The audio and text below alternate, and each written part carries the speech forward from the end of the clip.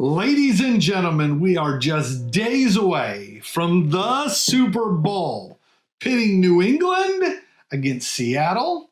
And for the first time in years, I don't know who to root for. Womp, womp, womp. So it's not just a battle on the gridiron. It's a battle here at this table. We're pitting New England against Seattle for who makes better whiskey. So grab your helmet, tighten up that chin strap. Don't forget the jock strap. And join us for this Super Bowl edition of the Noble Dram. And we're going pigskins and pours tonight.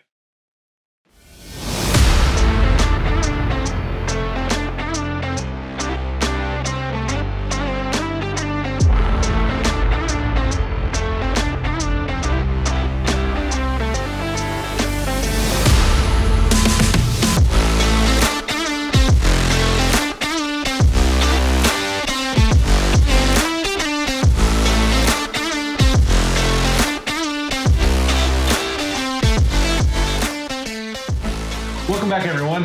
Gavin here with Aaron. I stole it. That's me. That's you. I stole it.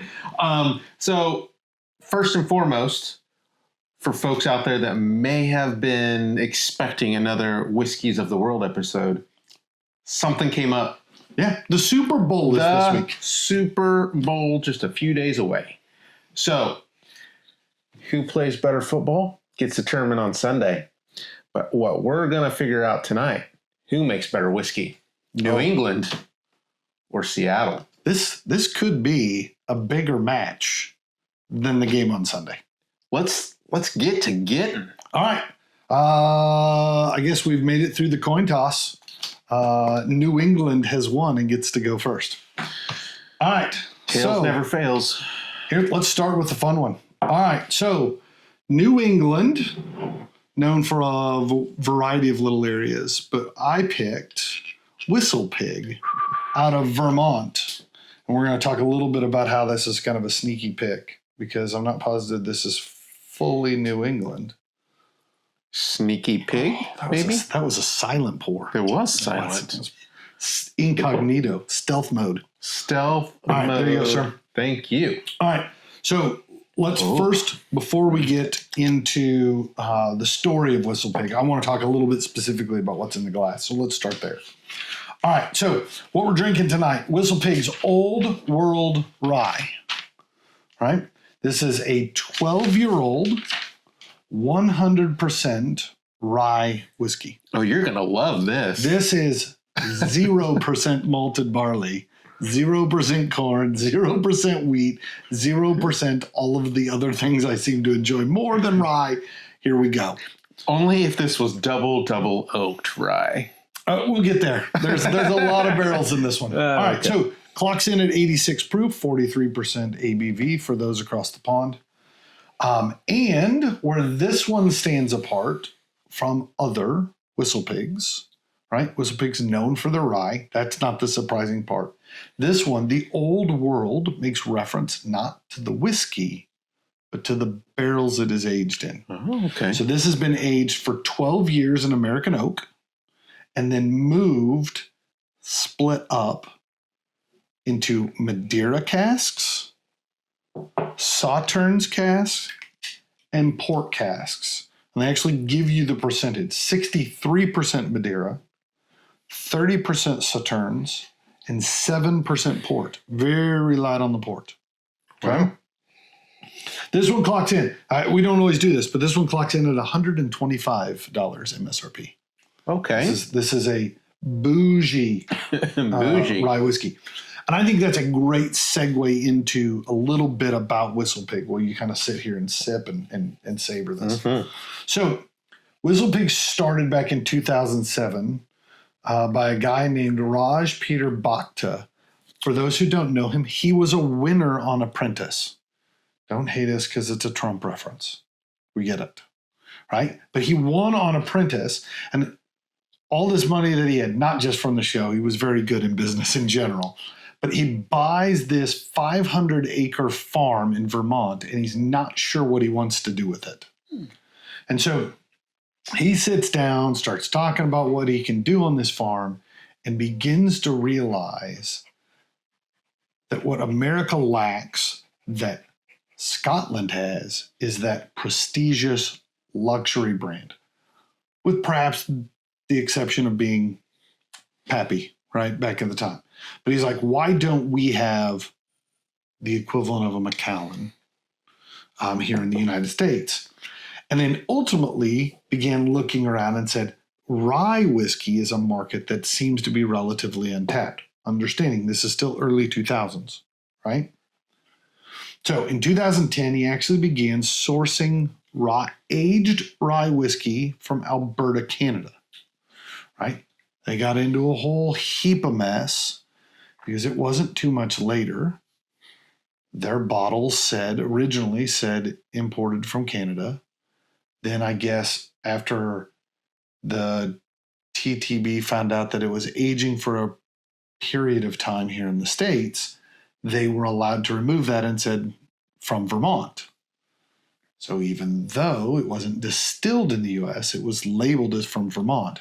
And about this time is when all the whiskey brands got in trouble about hiding stuff.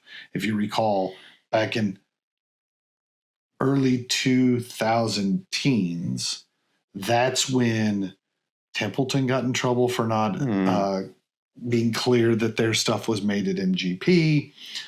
Smooth Ambler got into a bunch of trouble about where their stuff was sourced from. It certainly was implied that it was them making. So this became a big stink. And it kind of put a damper a bit on the excitement of WhistlePig. But WhistlePig went to market with they are the luxury brand. It carried a luxury price tag. It had a luxury feel about it. And it took off. In the world of rye whiskeys, easily the biggest recognizable brand amongst all the rye manufacturers. They have bottles that go Boss Hogs that retail at $500, $600, $700. Some of their now 18, 21, and even 25-year-old stuff is going for several $1,000s a bottle, right? Running right up there with the kind of price points you think of with Pappy and some of those. So they've kind of cemented themselves into this niche luxury market. 2015 enters Dave Pickerell. Dave Pickerell was the master distiller at Maker's Mark before he joined WhistlePig. It was then that WhistlePig really began to develop their own distillate process. So began distilling on their own. That then became this idea of how do they embody their brand, their location, their farm specifically into the bottles. And so you begin seeing things where they begin to start talking about the specific terroir. The grains are grown on the farm. The distillery is on the farm, so it gets distilled on the farm, and then it gets aged in oak trees or oak barrels that were from trees harvested from the farm. So at all stages of this whiskey's life, stuff comes from this little farm. Unfortunately, Dave passes away in 2018. There has been some turmoil internal with Raj now not being part of WhistlePig. And so it has kind of had a little bit of its own internal turmoil. But the whole time has kind of maintained this luxury feel about WhistlePig. They've actually come out here recently with some younger stuff that is far more price conscious. And I don't know as if that's just part of trying to combat some of the slowdown we're seeing in the whiskey world or what. But that is what kind of created WhistlePig to be what it is. And ultimately, what's in this glass? You know, I got to talk and I didn't sip. I'm sorry. I don't think we did it on purpose, but Pigskins, and we're drinking WhistlePig. What do you mean we didn't do this on purpose? Yeah, I couldn't find any skin whiskey, so we just went with pig only. Yeah, I don't know if I'd want to drink any of that skin whiskey. It sounds gross. Yeah. It sounds gross. Unless it's no, I don't. Shirts versus Skins. I don't want to know. Oh, I don't want to know. I mean, Football Reference. Doesn't taste like a sailor, I think was a phrase you made once. Oh, come on. You know what I'm getting at. I'm afraid I do. So, all right. So we agreed that tonight's game, yes, considering this is a episode about a game, needs to be a game played during the episode that kind of needs to reference the game that's being played on Sunday. Touche. So tell the people at home, what game are we playing tonight, David? We are playing Start, Bench, Hand Cut. Oh, one of my favorites. So this is your bottle. Oh, shoot. I'm going to ask you. Do I need to take notes? Is this... You don't ever follow the rules, so it makes me nervous. I don't. It makes me nervous. Because I have two. You have two? Yeah. In a game that I need to pick three? Yeah. You have two? I have two. So you have to pick. So we're going to do... Explain to everyone. So we're going to do one round, and then we're going to do another round. Oh, you have two start bench cuts for me. Yes. Oh, I only got you one. So well, when the time comes, I'm sorry. You just get half as much. So SBC as me. So for your start bench cut for New England, the first category is food. All right. Okay. So the three foods that are presented to you tonight are fried clams. Okay. Classic New England fare. Lobster rolls. Okay. And the ultimate New England clam chowder. Yeah, I don't know how you make a food list of New England that doesn't include the thing that has New England in the name. All right, so start bench cut. I think it's always easiest to start at the cut. Agreed. So I will say, as a guy who didn't grow up in New England, there's certain things that I just have not been exposed to as much. And I'll say fried clams is probably the thing I've had the least of those three. So I think just from sheer experience of fried clams, I would say fried clams are my cut. All right. I have always been a guy who enjoys New England clam chowder, but like a good lobster roll, I don't know as if you get anything quite better than that. I think I'm going start the lobster roll, bench the clam chowder, and bench. There was an interesting nugget of knowledge here. Did you know that the state of Maine at one point made it illegal to serve the prisoners or the inmates in prison lobster more than a certain number of times a day because it was considered cruel and inhumane to feed them that much lobster? Well, I knew that that they used to feed. I knew they used to feed prisoners lobster because that was readily available. It was the junk meat they had available. Yeah. It was the ocean equivalent of chicken, right? Yeah, right. No, wait, that's tuna. Tuna's the chicken of the sea. Sorry. Yeah, that's fair. It's even on the side of a can. All right, so that's your start bench cut for the food category. Okay, food's done. Food's done. The next category is clothing. Oh, I should have asked. Am I drinking whiskey with it? I still think I pick lobster roll though. Yeah. Clam chowder and a glass of whiskey does sound pretty good though. Yeah, I think so does fried clams. Never mind. All of it sounds good with whiskey. What I will say on your picks, I agree with the clam chowder. With the fried clams, but I would have flopped the lobster rolls and the New England. Yeah, but you clam chowder. You don't get New England questions. You get Seattle questions. That's how this works. Yeah, but I'm just saying, if it was me, you're wrong. You were excited. That's right. Seattle's also known for clam chowder. Yeah, hey. Do you know what they call it? What? They call it New England clam chowder. Yeah. That's how you know New England clam chowder is better. All right. Next category. Those are fighting words. I know. I'm ignoring. I'm like, no, we're not going there yet. All right. Next one. Clothing. Okay. Do you know what bean boots are? Yeah, the LL Bean, like they're kind of rubber on the bottom and leather on the sides and up the top, and woolly warmth sticking out the top. So we are both boot guys. I wasn't sure if you knew what the bean boot was. So come on now. So we've got LL Bean boots. Okay. We got fisherman sweaters. And we have flannel and quilted vests. So I want to know what your start bench cut. So I have never owned a pair of bean boots. Years ago, back when I lived in far colder climate, I actually owned a pair of Sorel brand boots. Mm-hmm. Very similar concept, except for these boots were designed to go to like 20 below. I mean, this was not just out about town. This was lost in the wilderness kind of boots. Loved them, wore them walking to and from class every day. So I'm going to say, as much as I know you love a fisherman's sweater, the fisherman's sweater feels like it's got to go for me. Mostly because we don't live in a place in which you can wear a fisherman's sweater ever. And I just don't know if it's my style. I will say, as a guy who loves a bit of Scottish, like plaid makes some sense. I think that helps. I think I'm going to go. My problem is you threw quilted vest. Yeah. Flannel. Yep. So now I'm on the edge. So I'm going to go flannel. Flannel quilted vest is my starter. I think that's probably the most versatile of all those.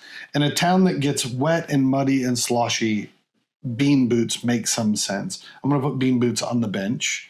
Bean boots bench. It all makes sense. Beats Bears Battlestar Galactica. Yeah. I know what I was doing on that one. And then, a fisherman's sweater is out. All right. The fisherman's sweater only works if you wear it under the yellow rain slicker on the boat. I wouldn't wear it under. I'd wear it. You can't wear it over the yellow slicker. I'm kidding. All right. Well, thanks for playing this round of Start Bench Cut. All right. Okay. So you've had a chance to sniff and sip and savor. Yes. So you have to start talking first because I'm still catching up. What are you getting on the nose? On the nose. I think it's classic rye. I think there's a bit of caramel. Probably more on the salted side of caramel. I think that there is a slight fruitiness to it. I got vanilla cream, like a vanilla cream cupcake on the nose. Mm-hmm. And then I think there is a bit of a berry note on the nose. Like grizzly or black? Well, it could be a grizzly. I don't know what kind of bears they have in New England. Blackberry. Polar? It's polar. Koala. That's what it is. It's panda. That would be it. Never mind. On all of the ways that ends in my head are bad, so let's just move on. All right. So I don't get a ton of rye on the nose. Really? For me, rye tends to show up as mint and show up as like dill. And I don't get strong notes of either of those. I'll say there's a hint of mint. I'm all about the alliterations today.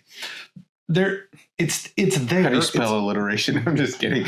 Illiterate. That's how I spell it. Alliterations. Because I don't know how to spell it either. So. Google will do it for me. I see where you're talking about with the vanilla buttercream. I don't get as much caramel, although I kind of see what you're saying. Like it wouldn't have been something I probably pointed out. But yeah, I think it is a delicious buttercream with a little hint of mint and caramel in the background. It's on the nose. It's far more appetizing than I expect a 100% rye to be. Yeah, and it's so shocking that you're saying it's appetizing. Like I said, there's distinctly rye notes that I find off-putting, and I don't pick that up on the nose. Okay. So what do you think on the palate? So this is the part. See, you're supposed to go first on these, but I will. I'll tell you. So I actually like to break the rules. I actually got this really weird hint of bubble gum.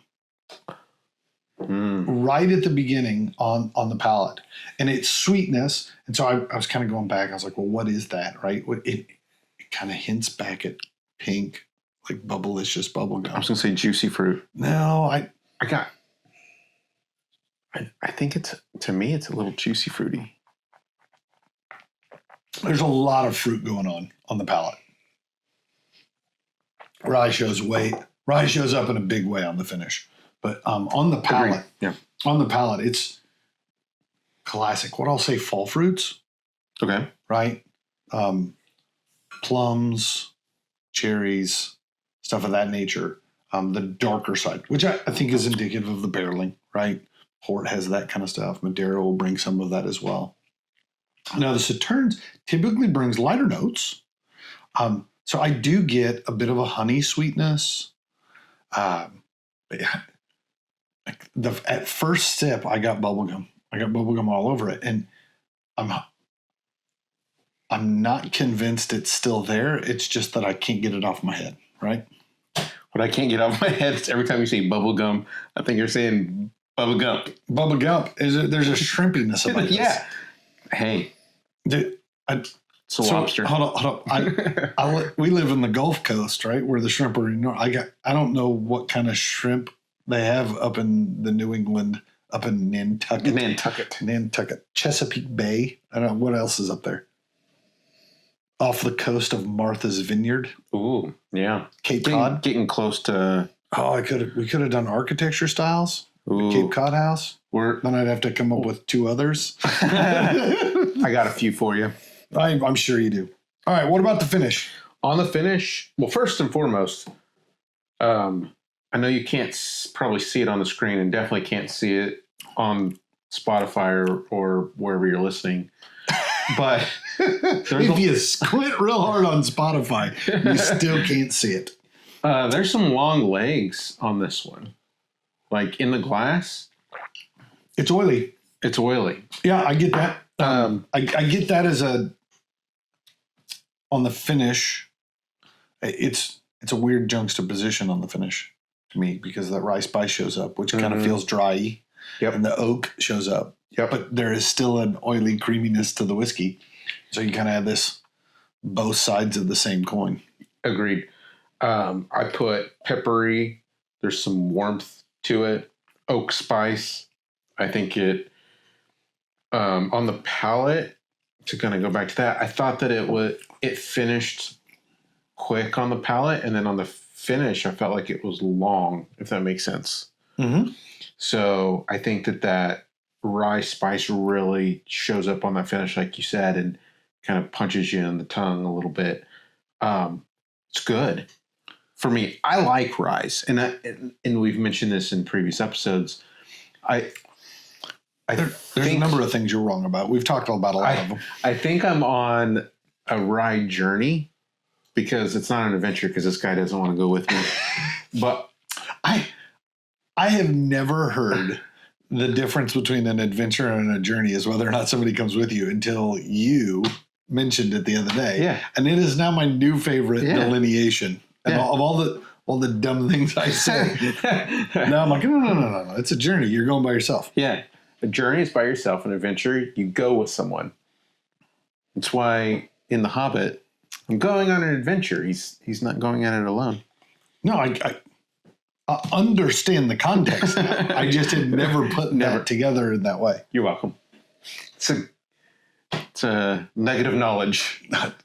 Gavin's nugget of knowledge. Hold up. So by definition, a nugget of knowledge sounds like a fact that can be checked and true.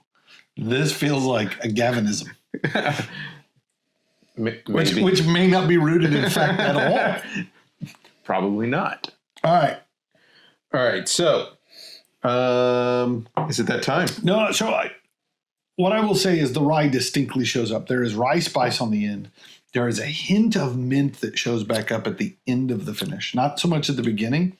I think at the beginning stays fruity, stays oily. And as it carries out, it turns into this oaky mint kind of thing that carries out. I won't say it's off-putting for me, but it's noticeable. You got pudding on it? No, it's not. It's not off-putting. I actually get a lot of pepper spice too. Yeah, to the end of this. So you kind of go through sweet fruits, and then it turns a little oaky, and then mint shows up, and then pepper shows up. It's got a nice progression of things that happen on the finish. I like that complexity to it. I agree. All right. Did you write a number down already? I'm about to. Uh-oh. I better write mine down. Don't be looking. Oh, shoot. I looked right at you. Now I got to remember how to make all my letters. You're going to spell it out? Yep. Right. That way it's harder for you to read. You're going to write it in cursive? For those that can still write in cursive. I'm unilingual. It's the only language I know. All right. Give the lovely folks at home and both of the ugly ones, give them your score, Gavin. My score on this bottle, 85. Okay. I thought that's a middle of the collection pick. Yes. Yeah. I think as I'm venturing on my rye journey, this is something I would love on my shelf. In fact, I might take this bottle home with me tonight. Just kind of sneak it in my bag, and he'll never know. Just don't tell him. I do have to tell one little funny anecdote when we get done scoring before we move on to the next one. So yeah, it's one that's like not blow your socks off, but it is to me just a really good rye whiskey. I'll say in the world of ryes, I enjoy this one. Right, benchmarking where I tend to feel about ryes, I put this one in an 81. Okay. Which is in the 80s. It's right? In the 80s. I understand why people would want this in their collection, right? I'm not racing out to buy it. And one of my struggles I've had with WhistlePig on a variety of bottles is its price tag makes me think it should be better. And because I won't say dislike of ryes, I'm always just a little nervous about paying that kind of money for a bottle that I'm like inherently worried I'm not going to like. So 81. I think it's a very good one. If you're a rye guy, I recommend it. If you're not a rye person like myself, give it a shot. Right? It's distinctly not so rye that it's off-putting. So I think there's this complexity. If you like rye, try it because it's different. And if you don't like rye, try it because it's different. All right, so I'll tell my one funny story before we head into the next bottle. I think I know where you're going with this. Years ago, we've talked about my wife before. She's a lovely woman. I need to start with that. She's not a whiskey drinker, right? Wine's her thing. But her and a couple of her girlfriends had gotten into this making old fashions. Right? What better way to start drinking whiskey than adding a lot of sugar water to it?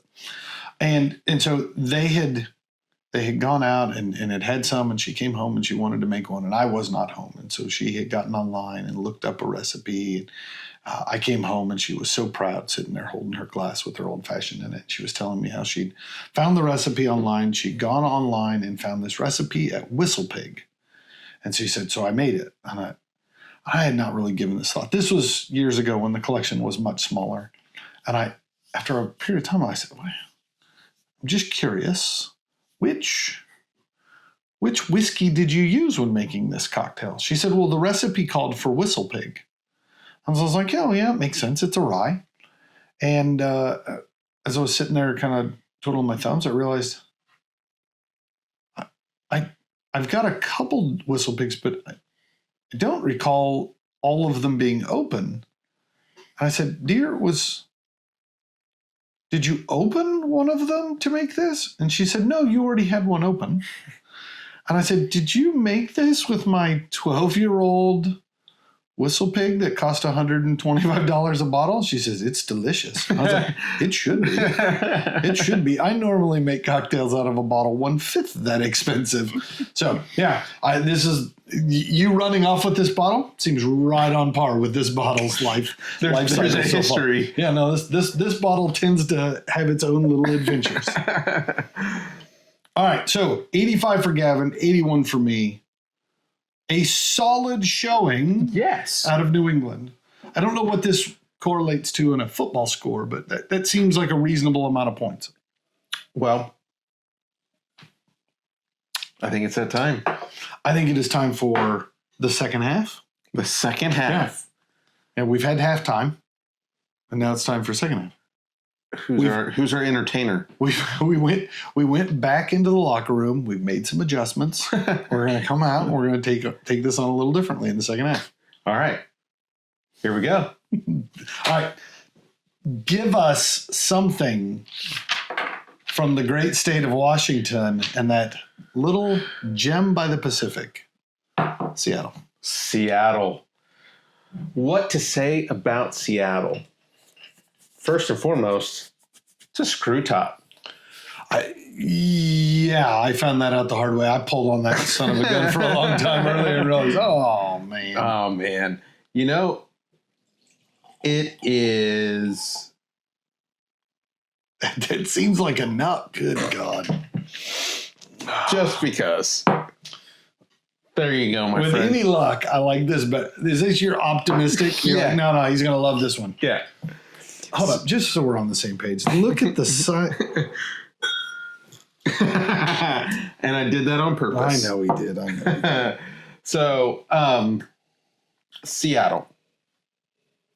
Yes. It is one. First off, tell people what we're drinking. You didn't even tell the bottle. Well, I'm going to let them. Oh, jeez. Sorry. Ta-da. Ta-da. Not that it hasn't been sitting up here the whole time. I specifically set the camera a little blurry so you couldn't read it. We are drinking Westland American Single Malt, the Peated.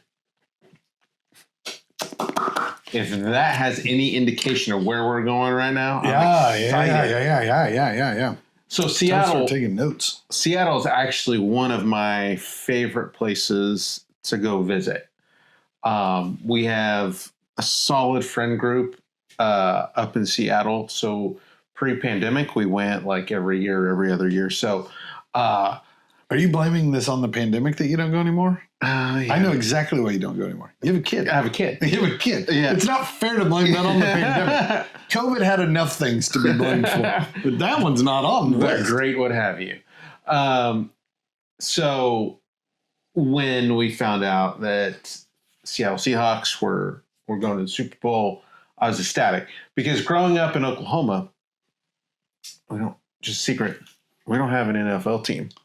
Yeah, you do. It's just north of you. Well, so most of my friends were either Chiefs fans, Broncos fans, or Dallas Cowboy fans. I mean, that was kind of the... No, you were in no man's land in the middle. Yeah, we were in the between the trifecta, we were in the middle. There were good ones, and then people who made bad decisions all around them. Well, in the 90s, let's just say... It was a different group. It was a different group. So Seattle is near and dear to my heart for sure. But let's talk a little bit about Westlands. Yeah.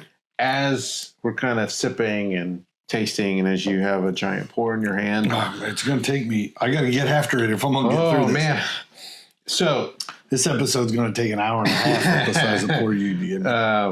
So Westland is really kind of known as a pioneer, I would say, in the single malt whiskey category. So they helped define and elevate the category, actually. Yeah, they were one of the first ones. Yeah. Right? Right. When we did the episode on American Single Malt whiskeys, they were in the original commission. Right. That was pushing for a definition. Right. So... which is crazy. Did I just do commission definition? God, I am on fire tonight. We're not grading you, so well, we might. I've already got an extra credit. Yeah. So when you think about the founding, so this was founded in 2010/2011. So not that far. Yeah, these are both youngsters. Yeah, not that far in the past, right? So, but starting the distillery or the brand, they really wanted to focus on making a single malt in the Pacific Northwest. Right. So, well, that's where they were. So that works well. Yeah. Right. So, but the intent was not to basically make the same thing that you can get in Scotland. They wanted to have it specifically Pacific Northwestern. Yeah. I mean, we kind of touched on WhistlePig's kind of nod to the terroir of where they are. Right. Westland's doing the same concept, right? Like, Right. This should be different than you get elsewhere in the country. Yes. I love that. I love that idea. You mentioned terroir. They also, by they meaning Westlands, focus on the terroir. So before we kind of go any further, do you want to tell our friends out there what kind of terroir means? So I think terroir is a term that whiskey makers have kind of started to adopt that kind of came off of the wine industry. The wine industry said, like, hey, the soil in which you grow your grapes changes the taste of the grapes. The sun exposure on that side of the hill changes the grapes. The acidity level of the soil, the humidity level of the soil, all of that stuff ultimately impacts the grape. And so the thought process was where you are and how it is grown drives so much of the final flavor. We should be paying attention to that, right? So whether it was the amount of ash in the soil and sand and like all of that kind of stuff. So there has been a bit of that thought process. We don't actually make whiskey, but we, the whiskey community, Not yet. moved to mass production for a long time, in which you no longer had grain locally grown being distilled at your distillery. You were sourcing grain from wherever grain grew best. And if you wanted corn, you bought corn from Nebraska or wherever, right? Because that's where it came from, even though you were in Kentucky or even though you were in Seattle or you were in Texas. And so what it began to do is kind of muddy that there really wasn't a territorial or geographical difference anymore. And I think we're seeing a lot of distilleries lean back into that, saying, hey, wait a second. Yes, it's the same recipe, but the sourdough you make in San Francisco isn't the same as the sourdough you make somewhere else. Like there is something to be said for where they come from. Now, you can get into a great deal of debate.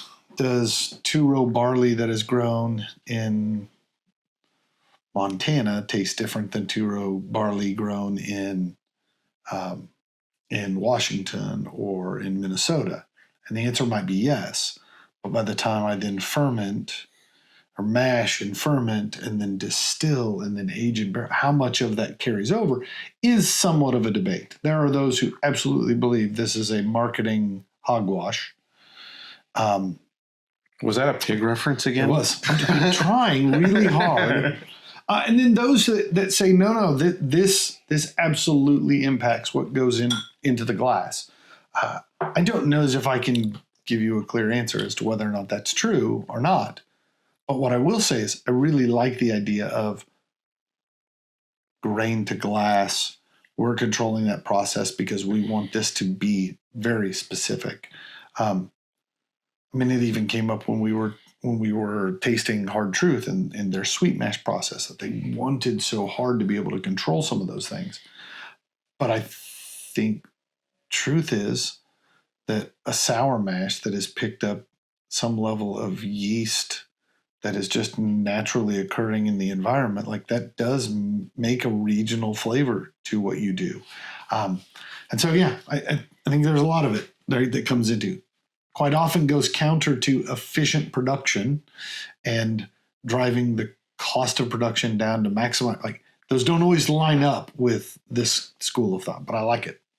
I like it too. And in fact, as somebody that gets really nerdy into some of these things, and Mr. Professor just described. Just so we're on the same page, my level of nerdiness, when I found out this was 100% rye, I began researching enzymes that have to be added to rye whiskey in order to make sure that it works properly through the fermentation and distillation process. Like I got way too. I know a lot of amylase terms now that I didn't know a week ago. Like the thought that everything makes a difference in the whiskey or could shape it is interesting to me. It's like the spirit is alive. Right? Yeah.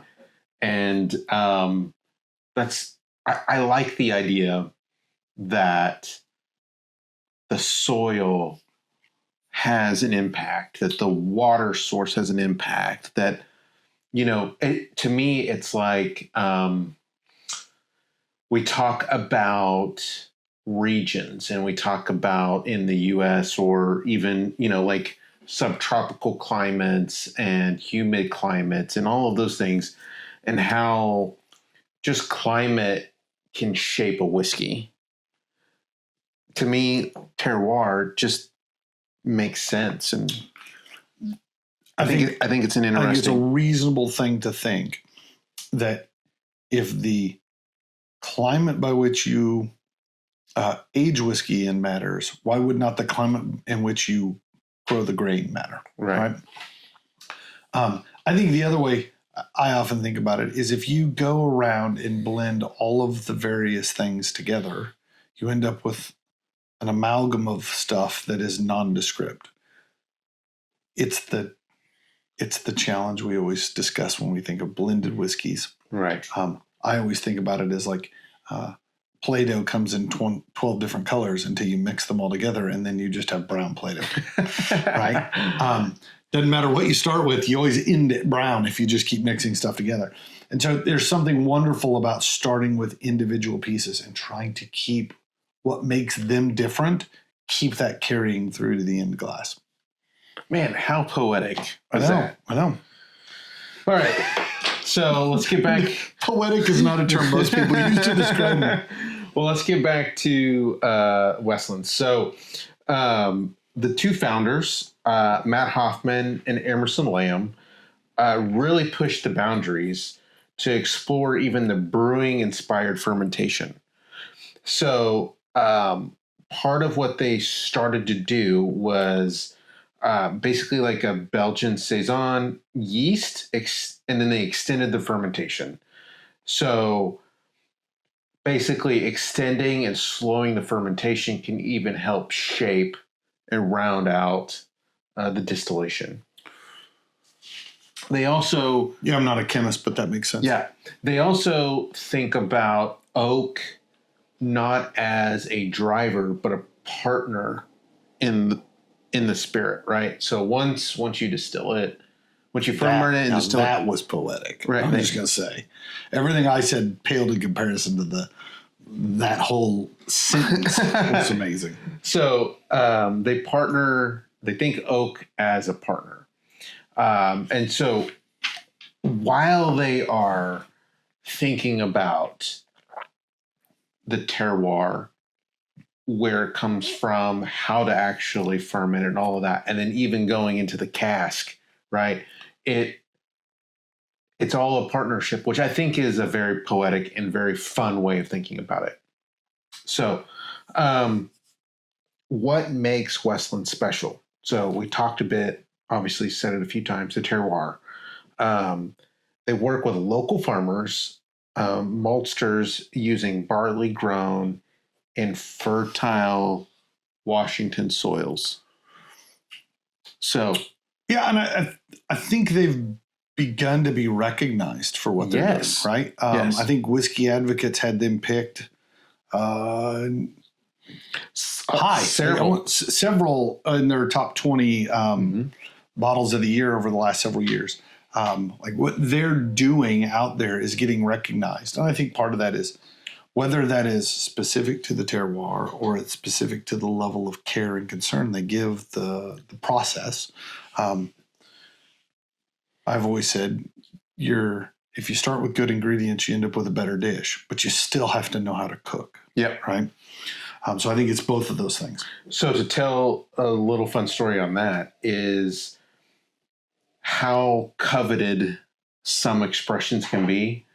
There was a heist where I heard about this, where several of these bottles, not this specific expression. It was like a whole truck full. Yeah. Like almost $1 million worth of whiskey. It's crazy. Was stolen. Speaking of which, you should see this truck I got out back. Are we in a trucking company now? So there's some fun tidbits, nugget of knowledge of Westlands, but to talk a little bit specifically about this bottle. Okay. So it's distilled from 2 spirits, peated malt mash and pale malt mash. Pale? Yeah, pale. P-A-L-E, like Okay, you and pale. me. Yeah, well, more you than me. Go on. I'm Scottish. What do you mean? I mean, you don't have a whole lot of skin color. Yeah. My melatonin is off a little bit. So we're aged a minimum of 2 years in a mix of new charred American oak, ex-bourbon, and ex-sherry barrels. Only 2 years. Well, it's a minimum. Okay. I was going to say, it doesn't taste that young. Yeah, it doesn't. And this specific expression was actually discontinued as of 2021. And did you dig into why? A bit. So they have another expression that is solely Washington grown grains. Like everything is Washington. So evidently the peat bog in Washington where they were harvesting peat, let's be honest, it's Seattle. The environmentalist showed up and protested, and so they no longer harvest peat from that bog, and so you can't make peated whiskey without peat. Dave can't do it. You need Pete. He knows how to run the machine. So yeah, I'm not suggesting we should tear up every peat bog in the world, but it kind of makes me sad we can't have more of this whiskey. Well, there you are. All right, We'll find some peat bogs and we'll start peating the peat. Are we to the point where I get to play a game for you, or you get to play the game? I mean, are you ready? Yeah, I'm ready. I'm ready. Remember, I only did one. Oh, yes. But you're a rule breaker, and I knew you would want to break a rule. So I'm actually going to give you 4. Oh, my gosh. All right. You get to cut 2. Get to cut 2. Yeah, you have to cut 2. All right. You only get 1 starter. You only get 1 guy on the bench. Okay. But you get to cut 2. Okay. All right. This is... I'm excited. Start, bench, cut. Cut. Of Seattle-based movies. Ooh. You're a movie guy, Uh-huh. or at least I hope, because if you haven't seen these, this is going to be weird. All right, so your 4 movies, in no particular order, the quintessential, got Seattle in the name. Sleepless in Seattle. Tom Hanks, Meg Ryan, classic film, probably before your time. You'd be surprised. It's like You've Got Mail, but they're in Seattle. All right. Number 2, another classic, Harry and the Hendersons. Have you ever seen Harry and the Hendersons? Okay. All right. So Sleepless in Seattle, Harry and the Hendersons. Number 3, and you don't have to admit if you've seen this or not, the Twilight Saga is set just outside of Seattle. Oh, yes. I do know this. And number 4, we're going to get it spicy. Uh-huh. 50 Shades of Grey is set in Seattle. You now, my friend, have to start, bench, and cut. Dang. You get to start 1, bench 1, cut 2. Where do you go? Well, I'm going to tell you right now, I have sat in Tom Hanks' seat where he sat in a bar or a restaurant in Sleepless in Seattle. Okay. So you're cutting that one? No, in Pike's Place Market, I don't know if I'd call it a fish and chip shop, but it's a restaurant. I've sat in that seat. It's got a little plaque that's like Tom Hanks sat here. That's great. There's an island in the Caribbean. It's the same thing. Well, sorry. And then for Twilight, for everyone out there, I've actually done a long drive. You went on an adventure? We went on an adventure, my wife and I. Again, we vacation there quite often, and we are big Oregon fans as well. And so We did like a whole. You should enunciate that very clearly. Oregon. Big Oregon fans. Oregon. Not like going to cathedrals for pipe organs. Well, that too. I'm actually a big fan when you of that. said big organs, that's what I thought you meant. Was pipe organs. Or big organs. Yeah. I thought we could hit around it without you doing it. Yeah, never mind. Yeah, live and learn. Live and learn. All right. So I'm gonna go. I have to stay Sleepless in Seattle. It's my starter. That's your starter. That's my starter. I'm a Tom Hanks fan. It is a thing. That's fair. Can't argue with that rationale. You know, I think, gosh, it's been so long since I've watched Harry and the Hendersons. Is that John Lithgow? Mm-hmm. Yeah. Gosh, it's been a long time. And they crash into a Yeti in their station wagon? Yeah. Oh, yeah. So fun. I still remember crying when he slaps Harry and tells him that nobody loves him and he has to go away. Yeah. It still made me sad. So I think Harry and the Hendersons, that's my bench. I think that is those two movies are the only two you could have picked up. I'm so glad you are cutting the other two. What if I would have said 50 Shades is my If you'd have gone Twilight, Start, and 50 Shades as your backup, I don't know. We may have ended the Noble Dram tonight. 10 years from now, we do the run of all the stuff we had recorded but never aired, and like a compilation album. It would have been over. Yeah, so that's it. You picked the two I've seen. Yeah, I don't know if I'd have gone in that order. I think I'd have gone starting on Harry and the Hendersons, but it's just me. That one had a special place in my heart. Sleepless in Seattle and You've Got Mail were too close to each other. Meg Ryan. Yeah. I'd probably get them confused if you asked me to spell out the plot line. Oh, man. Sleepless is so sad, though. At the very first, it just kind of a little tearjerker. His wife dies. Yeah. Yeah. Yeah, it's hard. That probably puts that high on my wife's list of movies. She enjoys a movie where somebody has cancer or somebody's dying or something. She likes those. She also likes murder mysteries. No, we have this big debate because I like to talk it out when we're watching mystery movies or some sort of suspense. I was like, that feels like, ooh, that feels like foreshadowing. I bet it was the butler. And my wife's like, would you shut up already? I'm like, no, I'm trying to figure it out. Just let me watch it. She just wants to watch. Yeah. All right.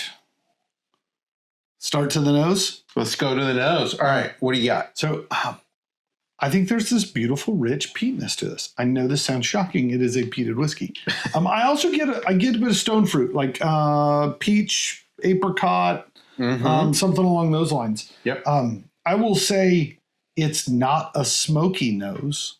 When you say peated, right, your head races to Isla and all of this pungent, late cuts for the tails. Like, it doesn't have any of that. There's no petroleum nose.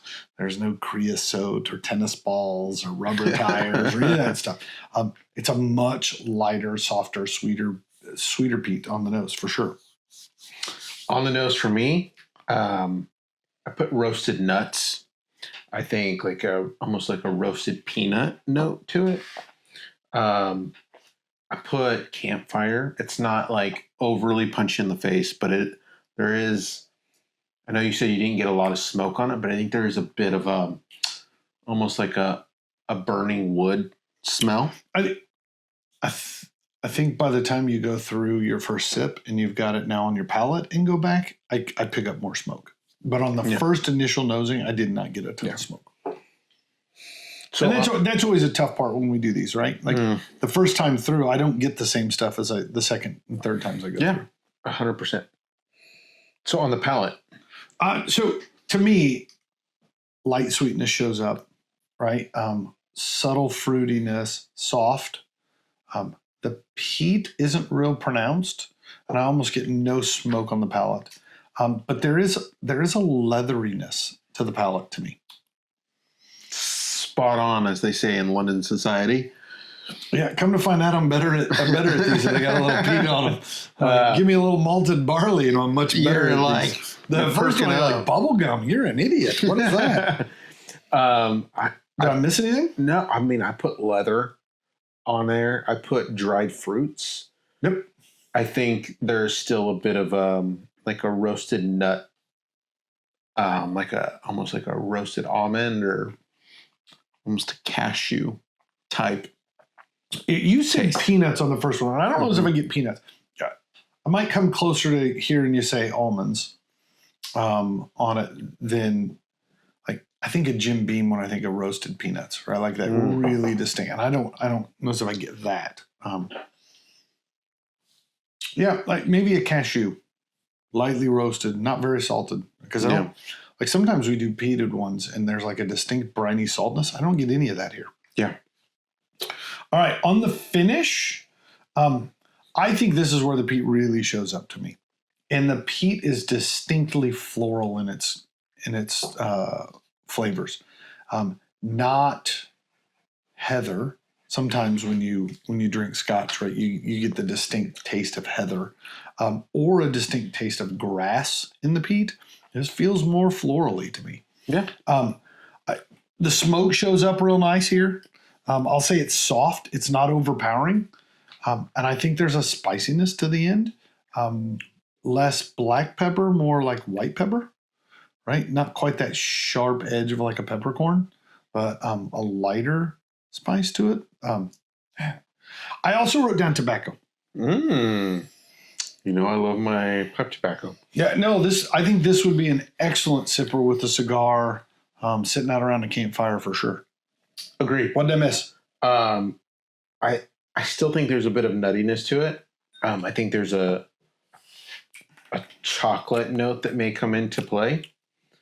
I think that I wrote that there's a rich and peaty, mellow finish. There's a bit of I get toffee on that last sip, like a caramel toffiness that shows up at the end of that finish that I really like. Hold up. Can we just pause a minute? I know. That's how much I enjoyed this one. I gave you a huge pour, and then I gave you more. No, the problem is you talked for a long time, and I have no self-control. And you went back to the well on this one. That absolutely feels right. Wow. I'm really enjoying this one. Yeah, me too. I think there's a slight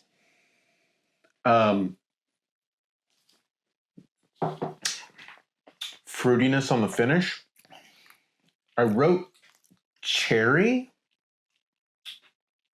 but I don't know if that's what it is. But that's initially I wrote cherry. Yeah, I don't know if I get cherry. It feels lighter than that. Cherry feels darker than this. Yeah, there's something there that's got a little fruitiness to it, along with the pepper.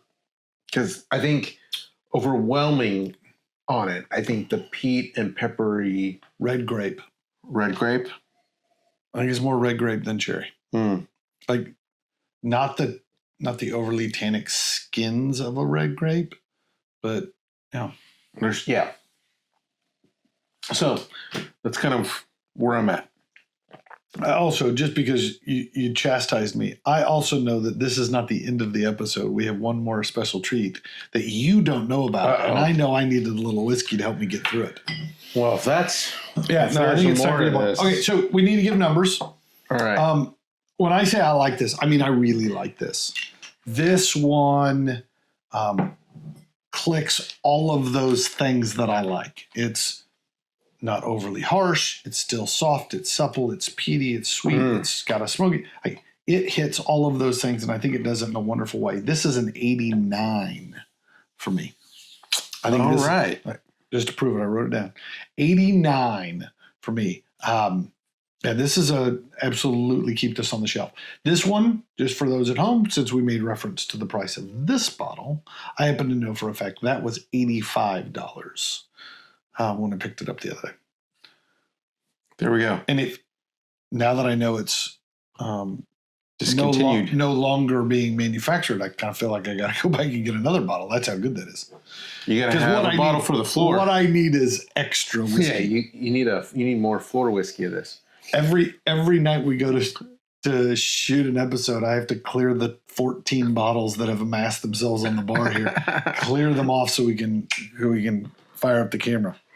All right, what's your number, Gavin? Not far off. I think this is absolutely wonderful. I think it is unique. It's not your typical peated Scotch, right? Sitting at a 90 on this guy. Yeah. So right in line. Yeah. Excellent choice. I couldn't recommend it more. I think you did a good job picking this one. All right. So part of this episode was to determine who made better whiskey. Given the way these bottles shook out tonight, I'd say Seattle's got the upper hand. I think Seattle's got it. So the whiskey taste buds would suggest Seattle is the winner on Sunday. Mm-hmm. But that's not all. This has not just been a challenge of who is the better football team and who makes better whiskey. This is the challenge of which town is better. Which place is it better to be from? So I have in my hands. What is this? Rapid fire. These are 15 categories I'm going to present to you, Gavin. Oh, we should pause here for a second. Rapid fire graphic. Insert here.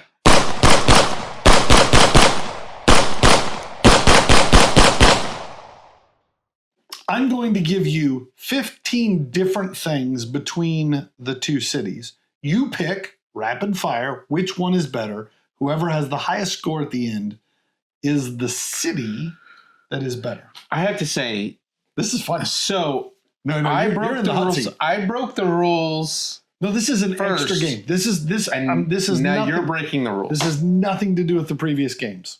This is the fun. All right, here we go. Right. New England Patriots versus the Seattle Seahawks. Category number 1, oceans, Atlantic versus Pacific. That's hard. No, this is rapid. Atlantic. All right. Primary industry, New England. Education with Harvard and MIT. Seattle. Aerospace with Boeing. Ooh, aerospace. Aerospace it is. We are in Space City. Famous beverage, New England. Sam Adams beer. Seattle. Starbucks coffee. Ooh, I'm a Starbucks coffee guy. Starbucks it is. All right. Chowder. Traditional New England clam chowder or Pike Place Markets.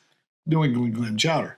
Pike Place Market, baby. Just making sure I'm understanding. You're picking Seattle for the best New England clam chowder. That feels ridiculous. All right. Just like hot me. Dog style.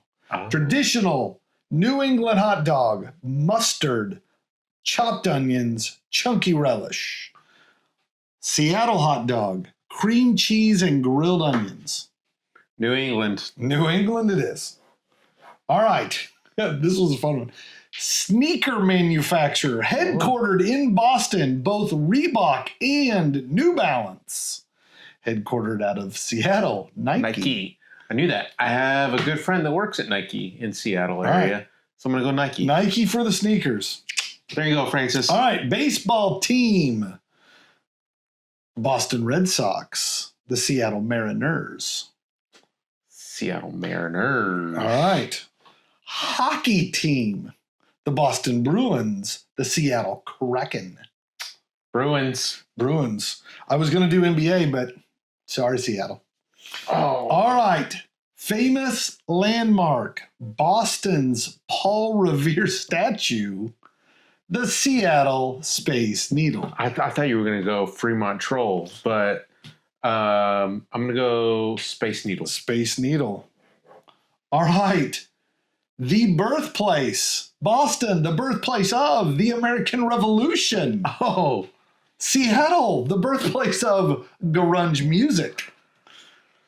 Oh, that's hard. I know. Oh. I didn't say these were going to be easy. All right. Revolution. Revolution. All right. Famous actors. There's 4 from each town. For Boston, Mark Wahlberg, Matt Damon, Ben Affleck, and Chris Evans. I thought you were going to say Casey Affleck, but you know. All right. From Seattle, Chris Pratt, Adam West, the original Batman, Joel McHale, and Gene Smart. We're going to go New England. New England it is. Yeah. All right. Musicians. 3 from each. Boston, Brad Delp from the band Boston. New Kids on the Block, and James Taylor. For Seattle, Kurt Cobain, Jimi Hendrix, and Bing Crosby. Oh, we got to go Pacific Northwest with that. All right. We're going to Seattle. All right. TV shows, 2 from each. For New England, Cheers and The Practice. For Seattle, Grey's Anatomy and Frasier, the spinoff of Cheers. I got to go Cheers. Cheers it is. All right. Movies, I'm going to give you 4 from each. You know the 4 from Seattle. Let's give you the 4 from Boston. The Departed, Good Will Hunting, Ted, and The Boondock Saints. Going up against Sleepless in Seattle, Twilight series, 50 Shades of Grey, and Harry and the Hendersons. Boondock Saints and The Departed. Some of my favorite movies to watch around St. Patty's Day. We are 1, 2, 3, 4, 5, 6, 7 to 1, 2, 3, 4, 5, 6, 7. Oh my God. The tiebreaker. Oh. The tiebreaker. Gosh. New England versus Seattle. Serial killers. The Boston Strangler versus Ted Bundy.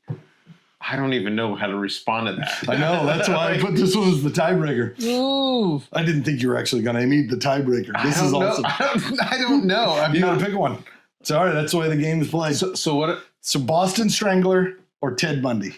Ted Bundy. Didn't he eat his people? See, I don't know. You're thinking of Jeffrey Dahmer. That's what I'm thinking. All right, Seattle is the winner. This means Seattle clean sweep of the city head-to-head challenge on the Noble Dram. I love it. This was fun. This was fun.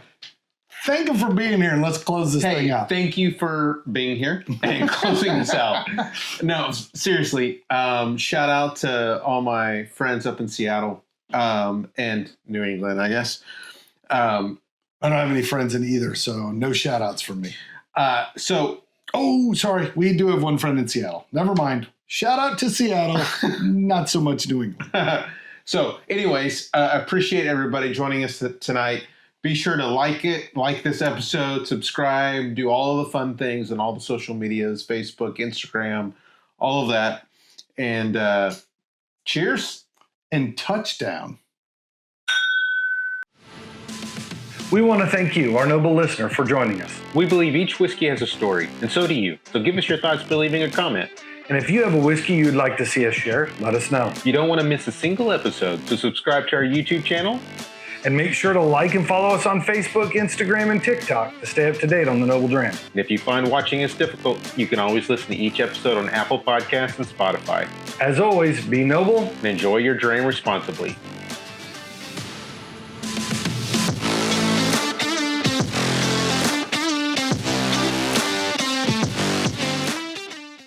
I think the most important thing here is you picked Ted Bundy. What a despicable person you are. What a weirdo. Why would you even give me the choices like that?